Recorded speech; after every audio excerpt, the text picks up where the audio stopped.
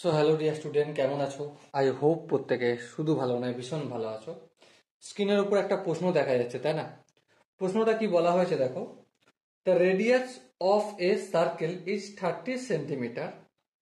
Find the length of an arc of this circle if the length of the chord of the arc is 30 centimetre. প্রশ্নতে কি বলেছে সেই অনুযায়ী আমরা একটা চিত্র অঙ্কন করি। প্রথমে ফটাফট করে আমরা একটা সার্কেল অঙ্কন করলাম। সার্কেলের কেন্দ্র এটা। এবারে দেখো কি বলা রয়েছে, বলেছে radius of the circle is 30 centimetre. Suppose এখানটা আমার রেডিয়াস, এটা 30 সেন্টিমিটার। ওকে, আর কি বলা রয়েছে, find the length of arc. একটা আর্কের লেন্থ আমরা নির্ণয় করব।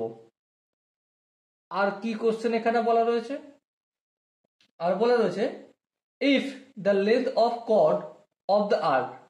সাপোজ এখান থেকে এখান পর্যন্ত এটা হচ্ছে arc length, ARC arc length, LENGTH arc length এখান থেকে এখান পর্যন্ত। ঠিক আছে, তো এখানে যে কর্ড তৈরি হয়েছে সেটাও বলছে 30 সেন্টিমিটার। তো এখন এই আর্ক লেন্থটার দৈর্ঘ্যটা কতটা বলতে হবে। দেখো নর্মালি আমরা কি জানি, এটা একটা রেডিয়াস আর এটাও একটা রেডিয়াস।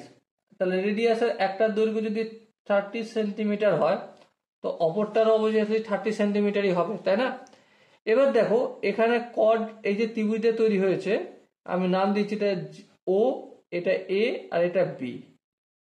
ও এ বি, এই ত্রিভুজটা কি ধরনের ত্রিভুজ? ইকুইল্যাটারাল ত্রিভুজ, তাই তো, মানে সমবাহু ত্রিভুজ, তিনটে বাহুর দৈর্ঘ্যই সমান।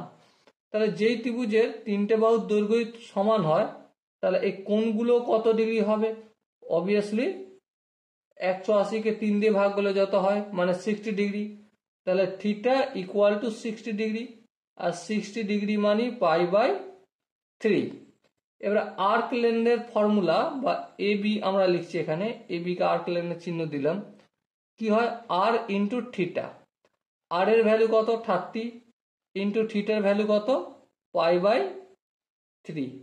যদি ক্যালকুলেশন করো 3 1 কে 3, 3 10 30। সো আলটিমেট কত হলো? 10 পাই হলো arc length. Okay, so dear student, I hope প্রত্যেকে এই কোশ্চেনের কনসেপ্টটা বুঝতে পেরেছো। যদি কোনো জায়গায় বুঝতে অসুবিধা থাকে তো অবশ্যই কমেন্টে জানাবে। দেখা হচ্ছে নেক্সট ভিডিওতে। ততক্ষণ পর্যন্ত ভালো থেকো, সুস্থ থেকো এবং জয় হিন্দ।